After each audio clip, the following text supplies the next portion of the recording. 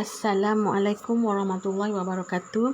Selamat pagi murid-murid. Baik, bertemu lagi kita pada minggu ini dalam subjek sejarah tahun 4. Baik, pada minggu ini cikgu akan menerangkan tentang kaedah penyelidikan sejarah. Baik, murid diminta untuk membuka buku teks muka surat 8. Tajuk kaedah penyelidikan sejarah. Baik, mari kita baca sama-sama teks ini. Penyelidikan sejarah dilakukan untuk membuktikan peristiwa sejarah yang telah berlaku. 3 kaedah boleh digunakan untuk mendapatkan maklumat sejarah, iaitu kaedah arkeologi, kaedah lisan atau dikenali sebagai sumber lisan, dan kaedah bertulis. Baik, kita tengok kaedah yang pertama, kaedah arkeologi. Baik, kaedah arkeologi merupakan proses mendapatkan maklumat daripada bahan tinggalan sejarah. Kaedah ini dilakukan melalui proses gali cari, ekskavasi, contohnya fosil, tembikar, barangan logam dan siput. Baik, tengok di sini ada gambar cari gali di tapak arkeologi Sungai Batu, Kedah. Ini adalah tapak cari gali. Tapak tu tempat proses cari dan gali untuk mendapatkan inilah bahan-bahan ni, tembikar, logam atau siput. Baik, ini adalah contoh hasil daripada cari gali yang dilakukan. Ini rangka manusia. Nama rangka manusia ini adalah Perak Man kerana ia dijumpai di Lenggong Perak. Baik, seterusnya, selain itu terdapat juga bidang arkeologi maritim atau arkeologi bawah air.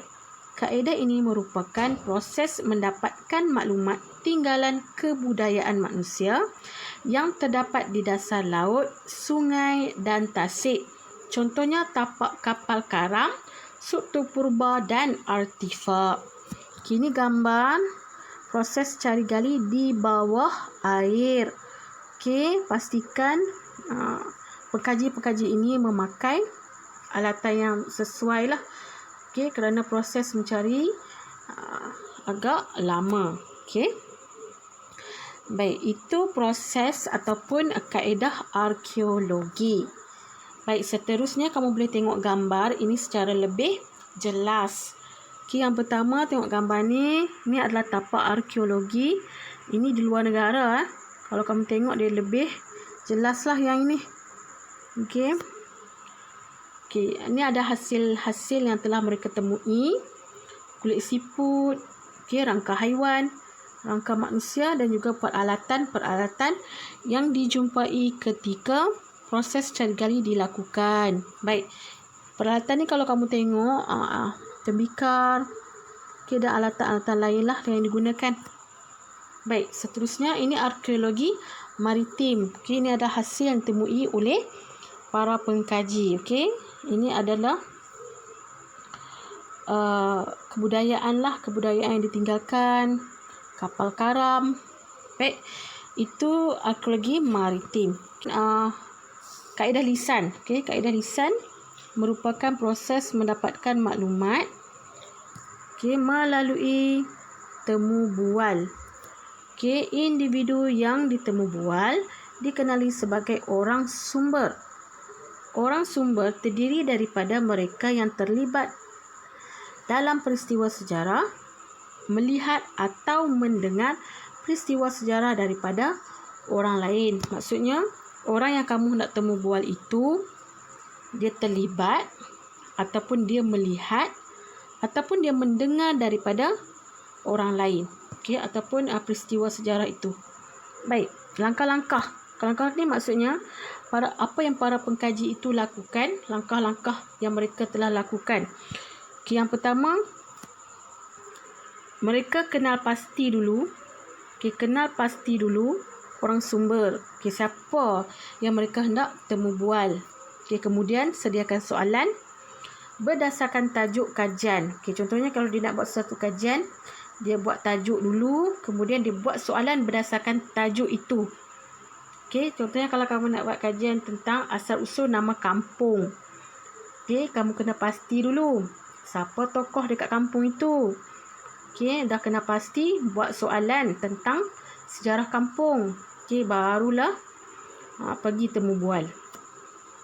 Baik, langkah yang kedua, penemu bual yang menemu bual dan merakam perbualan. Okey, pastikan kamu rakam perbualan antara kamu dan juga orang sumber tersebut agar tidak ketinggalan maklumat-maklumat yang penting.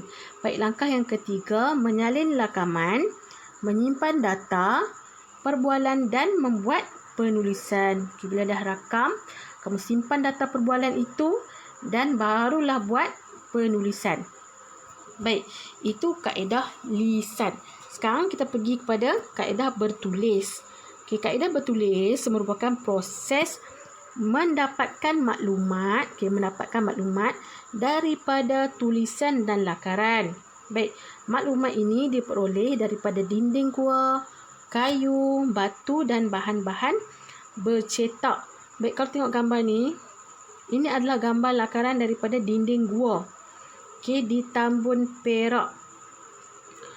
Baik, ini adalah gambar seperti manusia sedang berburu.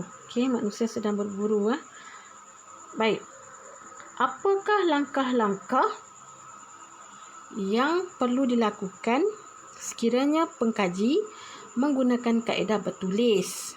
Okey, yang pertama, mengenal pasti sumber sejarah yang tepat.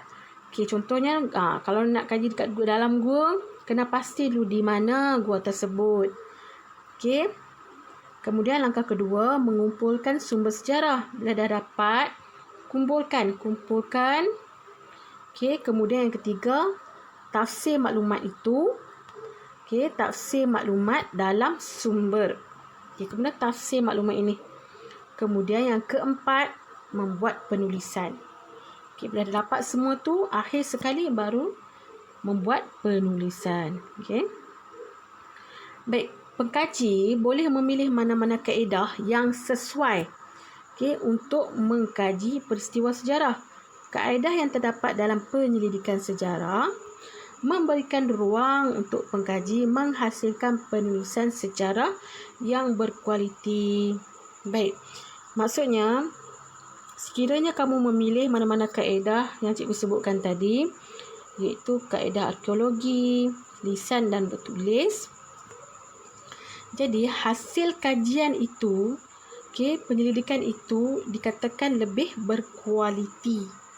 Kerana bukti-bukti yang diperolehi memang jelas. Baik. Baik, ini contoh kaedah lisan. Kaedah lisan. Ini temu bual. Ini orang sumber. Ini pengkaji. Okey. Ini contoh yang kedua. Ini pengkaji dan ini orang sumber. Dia rakam. Kemudian ini soalan. Ini soalan yang disediakan sebelum dia menemu bual. Okey, boleh faham ya? Baik, ini kaedah bertulis. Kaedah bertulis. Ini maklumat yang diperolehi. Maklumat yang diperolehi ditulis di batu. Ini kita panggil dia batu bersurat. Sumber tu diperoleh daripada batu. Ini manuskrip.